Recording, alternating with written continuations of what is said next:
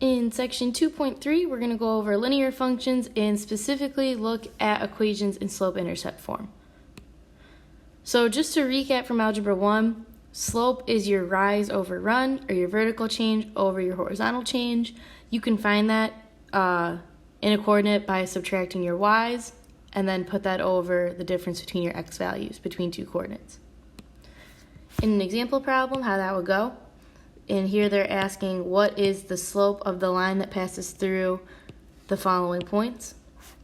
What I'm going to do is I'm going to take my y values. I'll do 7 minus 4. It doesn't matter what's necessarily like your y1 and y2 value.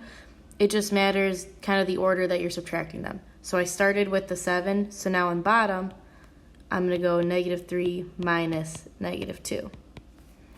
That'll simplify out to be 3 over, that's -3 plus 2. So my slope is -3.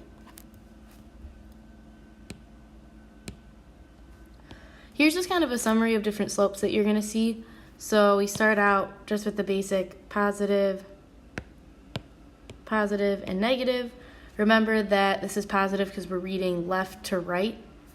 A 0 slope would be a horizontal line, and if a slope's undefined, then that would be a vertical line. Next, putting this together, let's talk about linear functions. A linear function is a function whose graph, to put it simply, is just a line. The most common form of a linear function we're going to look at is slope-intercept form, or in other words, y equals mx plus b. The m here represents your slope or your rise over run, and then that b value represents your y-intercept.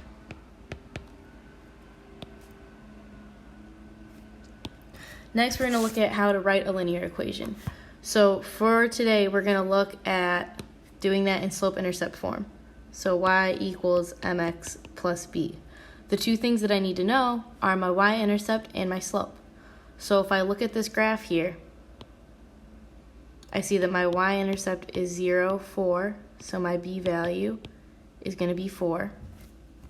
And then if I wanted to find my slope, I know that I'm going down, so it's going to be negative. I'll go from one solid coordinate to the next, so I'll start here, I'll go to here. I see I'm going down, 1, 2, 3, and I move to the right one.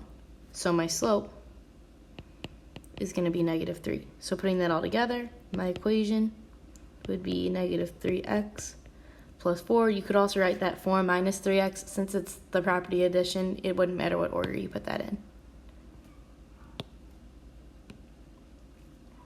Next, we'll talk about writing equations in slope-intercept form. This will matter a little bit more when we go into standard form and point slope form tomorrow.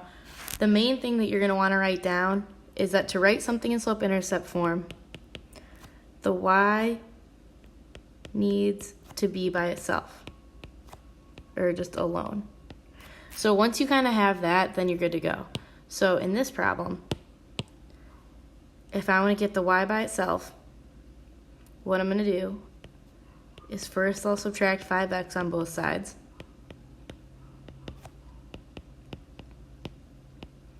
And then my last thing to get rid of is that -4. So I want to divide every term by -4.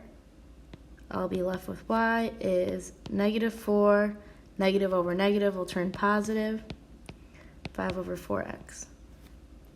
And I'd recommend, if you get a fraction, especially for the slope, to keep it as a fraction, because now when I look at that, I'll see, okay, I'm going up 5 over 4. Instead, if I put it as a decimal, it'd be kind of harder to see what the rise over run would be there. And last but not least, we're going to graph a linear equation in this section. So here we see the function -2x plus y equals 1.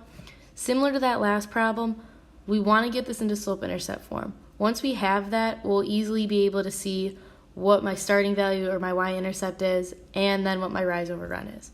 So what I have to do in this problem is add 2x on both sides.